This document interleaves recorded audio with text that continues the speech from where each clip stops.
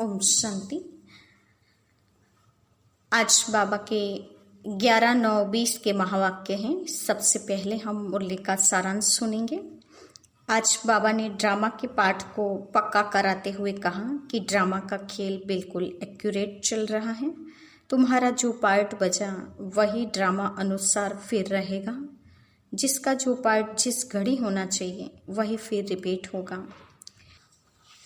योग वो साधन है जिससे प्रभाव पड़ेगा। ज्ञान के साथ साथ याद का जोहर भी चाहिए जो अभी भी कम पड़ रहा है। याद से ही बेड़ा पार होता है। मैं स्वयं आत्मा शांत स्वरूप हूँ, मेरा घर शांति धाम है। ये बात हम भूल गए हैं। सच्ची शांति वहाँ ही मिलेगी, ये हमेशा याद रखना चाहिए। हमारा एम ऑब्जेक्ट लक्ष्मी नारायण है जो मंदिरों में हमारा ही यादगार है। अभी चैतन्य में हम राजयोग सीख रहे हैं, सिखा रहे हैं, फिर बाद में मंदिर भी बनेंगे। तो ये था आज की मुरली का सारांश। अब हम मुरली की शुरुआत करते हैं। मीठी बच्चे, यह ड्रामा का खेल एक्यूरेट चल रहा है। जिसका जो पार्ट जिस घड़ी होना चाहिए वह रिपीट हो रहा है। यह बात यथार्थ रीति समझना है। आज का प्रश्न है, तुम बच्चों का प्रभाव कब निकलेगा? अभी तक किस शक्ति की कमी है? बाबा ने कहा, तुम बच्चों का प्रभाव कब निकलेगा? अभी तक किस शक्ति की कमी है? उत्तर है, जब योग में मजबूत होंगे तब प्रभाव निकलेगा। अभी वह जोहर नहीं है। याद से ही शक्ति मिलती है। ज्ञान तलवार में याद का जोहर भी चाहिए जो अभी तक कम है। अगर अपने को आत्मा समझ बाप को याद करते रहो तो बेड़ा पार हो जाएगा। यह सेकंड की बात है। ओम शांति। रूहानी बच्चों को रूहानी बाप बैठ समझाते हैं। रूहानी बाप एक को ही कहा जाता है, बाकी सब हैं आत्माएं। उनको परम आत्मा कहा जाता है।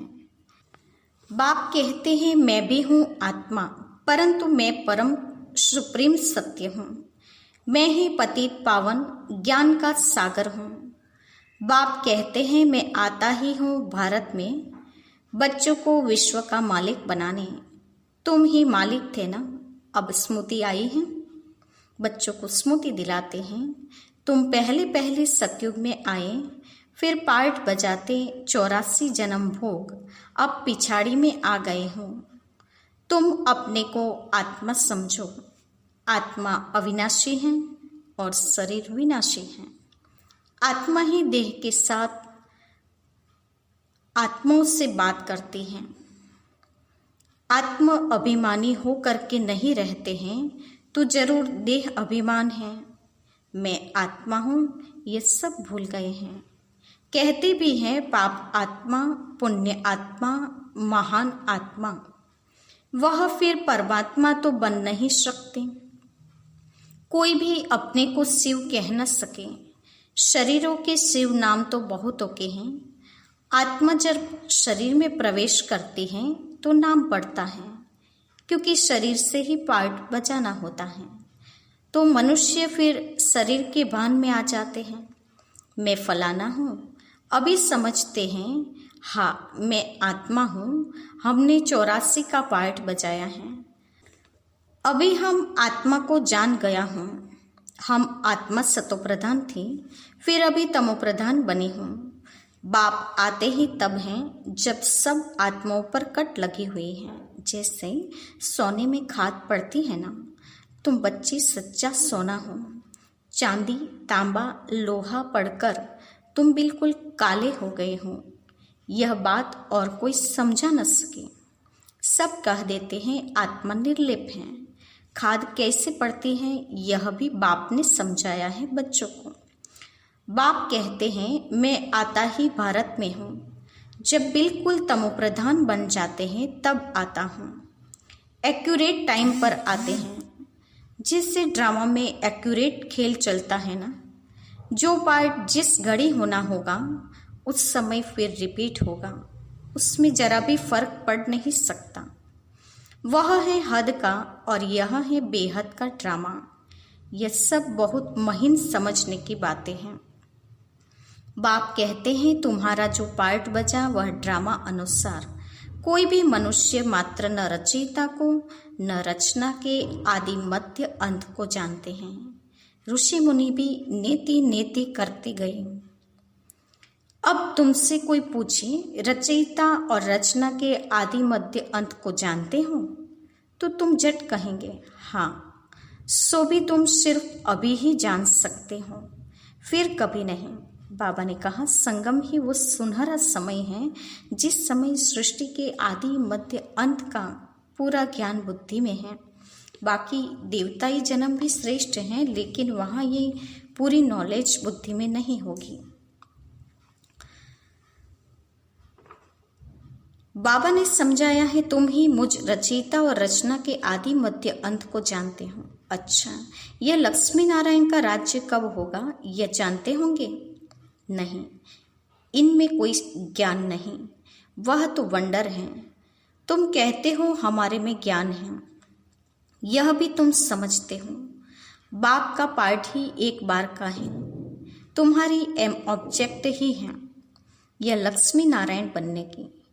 बन गए फिर तो पढ़ाई की दरकार नहीं रहेगी। बैरिस्टर बन गया सो बन गया। बाप जो पढ़ाने वाला है उनको याद करना चाहिए। तुमको सब सहज कर दिया है। बाबा बार बार तुम्हें कहते हैं पहले अपने को आत्मा समझो।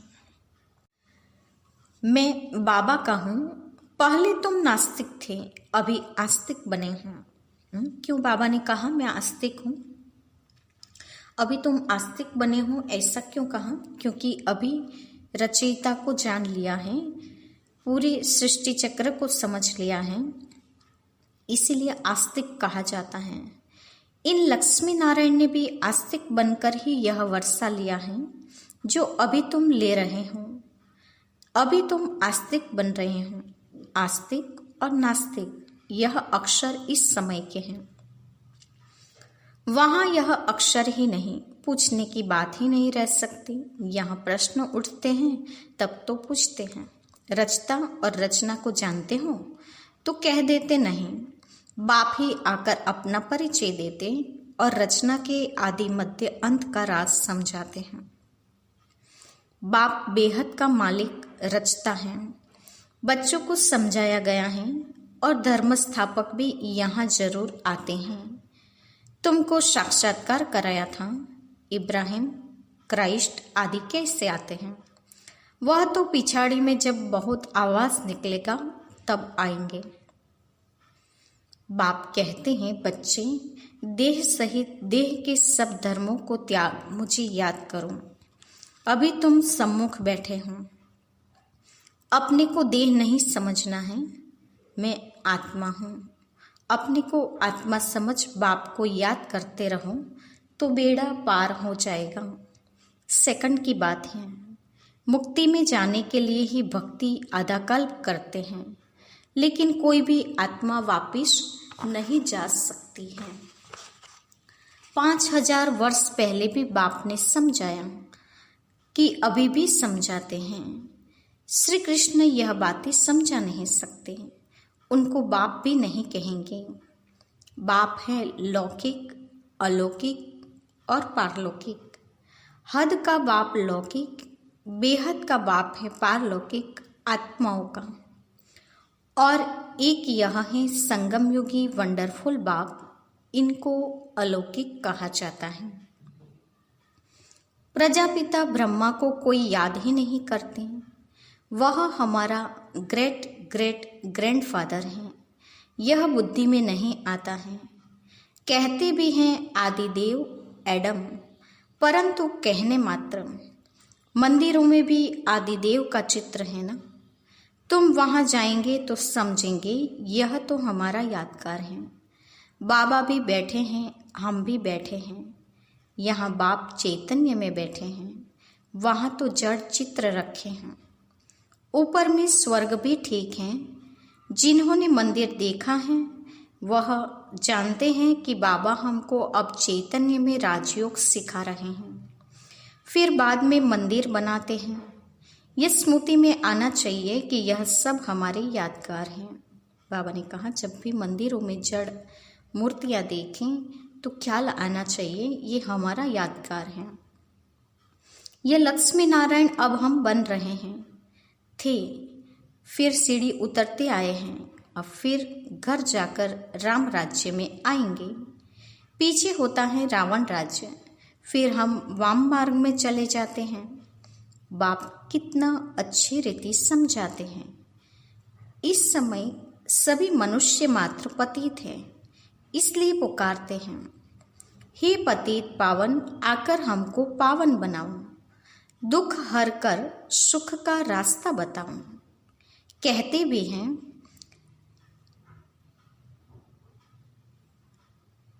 भगवान जरूर कोई वेश में आएगा।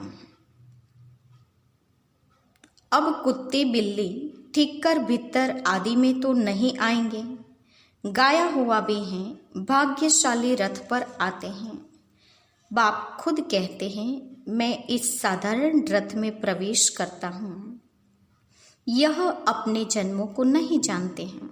ब्रह्मा बाबा भी अपने जन्मों को नहीं समझते थे। तुम अभी जानते हो। इनके बहुत जन्मों के अंत में जब वानप्रस्थ अवस्था होती है तब मैं प्रवेश करता हूँ। भक्ति मार्ग में पांडवों के बहुत बड़े बड़े चित्र बनाए हैं। रंगून में बुद्ध का बहुत बड़ा चित्र है। इतना बड़ा कोई मनुष्य होता थोड़ी है। बच्चों को तो अब हंसी आती होगी। रावण का चित्र कैसा बनाया है। दिन प्रतिदिन बड़ा करते जाते हैं। यह क्या चीज है जो हर वर्ष जलाते हैं। ऐसा कोई दुश्मन होगा, दुश्मन का ही चित्र बनाकर जलाते हैं। अच्छा, रावण कौन है, कब दुश्मन बना है जो हर वर्ष जलाते आते हैं। इस दुश्मन का किसको भी पता नहीं है। उनका अर्थ कोई बिल्कुल नहीं जानते। बाप समझाते हैं वह है ही रावण संप्रदाय, तुम हो राम संप्रदाय। अब बाप कहते हैं गृहस्थ व्यवहार में रहते कमल फूल समान बनो और मुझे याद करते रहो। कहते हैं बाबा हंस और बगुले इकट्ठे कैसे रह सकते हैं, खिटखिट होती हैं, सो तो जरूर होगा, सहन करना पड़ेगा। इसमें बड़ी युक्तियां भी हैं। बाप को कहा जाता है राजू रमसबाज। सब उनको याद करते हैं ना, हे भगवान दुख हरो, रहम करो, लिबरेट करो। वो लिबरेटर बाप सबका एक ही है। तुम्हारे पास कोई भी आते हैं तो उनको अलग अलग समझाओ। कराची में एक एक को अलग अलग बेड समझाते थे। तुम बच्चे जब योग में मजबूत हो जाएंगे तो फिर तुम्हारा प्रभाव निकलेगा। अभी अजून वह जोहर नहीं है। याद से शक्ति मिलती है, पढ़ाई से शक्ति नहीं मिलती है। ज्ञान तलवार है, उसमें याद का जोहर भरना है। वह शक्ति अभी कम है। बाप रोज कहते हैं बच्चे याद की यात्रा में रहने से तुमको ताकत मिलेगी। पढ़ाई में इतनी ताकत नहीं है। याद से तुम सारे विश्व के मालिक बनते हो। तुम अपने लिए ही सब कुछ करते हो। बहुत आए फिर गए, माया भी दुस्तर है। बहुत नहीं आते हैं, कहते हैं ज्ञान तो बहुत अच्छा है, खुशी भी होती है। बाहर गया खलास, जरा भी ठहरने नहीं देती। कोई कोई को बहुत खुशी होती है, ओहो अब बाबा आए हैं, हम तो चले अपने सुखधाम। बाप कहते हैं अभी पूरी राजधानी स्थापन ही कहाँ हुई है। तुम इस समय हो ईश्वरीय संतान, फिर होंगे देवताएं। डिग्री कम हो गई ना, मीटर में पॉइंट होती हैं, इतनी पॉइंट कम। तुम अभी एकदम ऊंच बनते हो, फिर कम होते होते नीच आ जाते हो। सीढ़ी नीचे उतरना ही है। अब तुम्हारी बुद्धि में सीढ़ी का ज्ञान है। चढ़ती कला सर्व का भला, फिर धीरे धीरे उतरते कला होती है। शुरू से लेकर इस चक्र को अच्छी रीति समझना है। इस समय तुम्हारी चढ़ती कला होती है क्योंकि बाप साथ हैं। अंडरलाइन पॉइंट, अभी हमारी चढ़ती कला है क्योंकि बाप साथ हैं।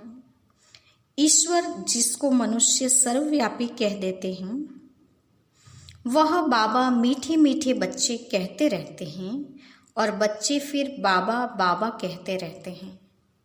बाबा हमको पढ़ाने आए हैं। आत्मा पढ़ती हैं, आत्मा ही कर्म करती हैं। हम आत्मा शांत स्वरूप हूँ, इस शरीर द्वारा कर्म करती हूँ। अशांत अक्षर ही तब कहा जाता है जब दुख होता है। बाकी शांति तो हमारा स्वधर्म है। बहुत कहते हैं मन को शांति हो। अरे आत्मा तो स्वयं शांत स्वरूप है, उनका घर ही है शांति धाम। तुम अपने को भूल गए हो। तुम तो शांति धाम के रहने वाले थे। शांति वहाँ ही मिलेगी। आजकल कहते हैं एक राज्य, एक धर्म, एक भाषा हो, one cast, one religion, one God. अब गवर्नमेंट लिखती भी है वन गॉड है।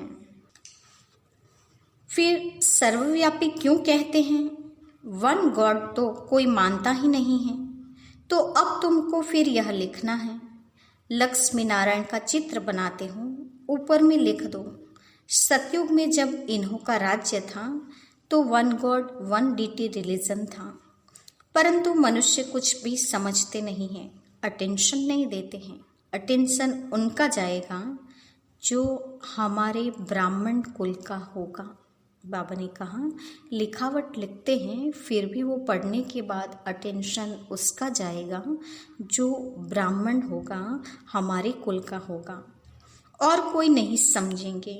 इसलिए बाबा कहते हैं अलग अलग बिठाओ फिर समझाओ, फॉर्म भराओ तो मालूम पड़ेगा। क्योंकि कोई किसको मानने वाला होगा, कोई किसको मानने वाला होगा। सबको इकट्ठा कैसे समझाएंगे? अपनी अपनी बात सुनाने लग पड़ेंगे। पहले पहले तो पूछना चाहिए कहाँ आए हो।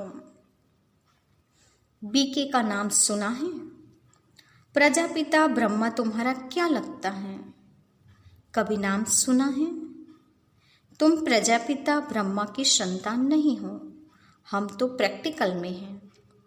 हो तुम भी, परंतु समझते नहीं हो। बाबा ने कहा उनको समझाना है कि आप प्रजापिता ब्रह्मा की संतान हैं, लेकिन आपको उसकी समझ नहीं है, नॉलेज नहीं है। प्रैक्टिकल में अभी हम प्रजापिता ब्रह्मा के एडॉप्टेड संतान हैं। ये बात क्लियर करनी चाहिए, समझाने की बड़ी युक्ति चाहिए। अच्छा, मीठी मीठी सिकिलते बच्चों के प्रति माता पिता बाप दादा का याद प्यार और गुड मॉर्निंग। रूहानी बाप की रूहानी बच्चों को नमस्ते। हम रूहानी बच्चों की रूहानी माता पिता बाप दादा को याद प्यार, गुड मॉर्निंग और नमस्ते। पूरी मुल्ले का धारणायुक्त मुख्य सार। पहले पॉइंट, मंदिरों आदि को देखते सदा यह स्मृति रहे कि यह सब हमारे ही यादगार हैं। अब हम ऐसा लक्ष्मी नारायण बन रहे हैं। दूसरा, गृहस्थ व्यवहार में रहते कमल फूल समान रहना है। हंस और बगुले साथ हैं तो बहुत युक्ति से चलना है, सहन भी करना है। आज का वरदान है माया के बंधनों से सदा निर्बंधन रहने वाले योग युक्त बंधन मुक्त भव। माया के बंधनों से सदा निर्बंधन रहने वाले योग युक्त बंधन मुक्त भव। बंधन मुक्त की निशानी है सदा योग युक्त। योग युक्त बच्चे जिम्मेवारियों के बंधन व माया के बंधन से मुक्त होंगे। मन का भी बंधन न हो। लौकिक जिम्मेवारियों को भी खेल समझो। इसलिए डायरेक्शन प्रमाण खेल की रीति से हंसकर खेलो तो कभी छोटी छोटी बातों में थकेंगे नहीं।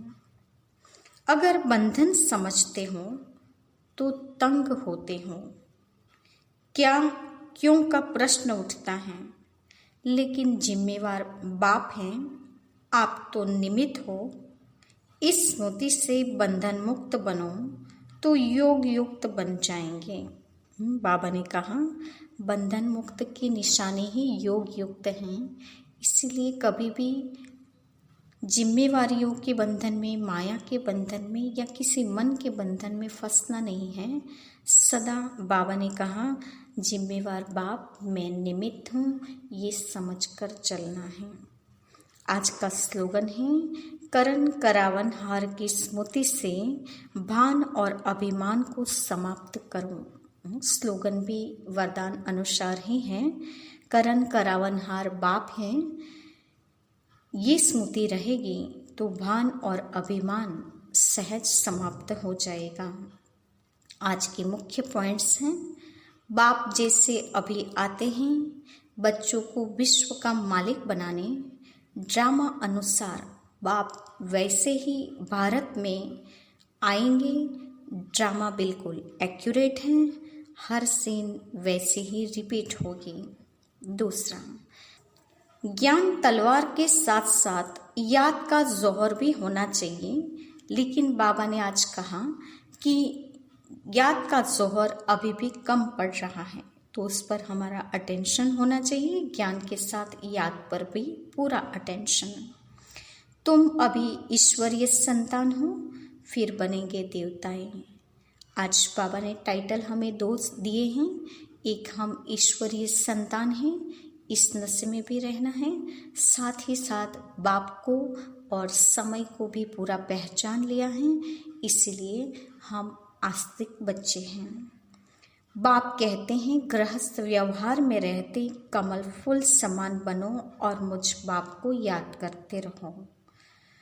आगे बाबा ने कहा योग युक्त बच्चे जिम्मेवारी के, मन के एवं माया के बंधन से सदा मुक्त निर्बंधन रहेंगे और बाप को जिम्मेवार समझेंगे, स्वयं को निमित्त समझेंगे। ये भाव से चलेंगे तो सदा निर्बंधन होकर चल सकते हैं, योग युक्त रह सकते हैं। करण करावनहार बाप हैं, ये स्मृति रहेगी तो भान और अभिमान सहज समाप्त हो जाएगा। अच्छा, ओम शांति।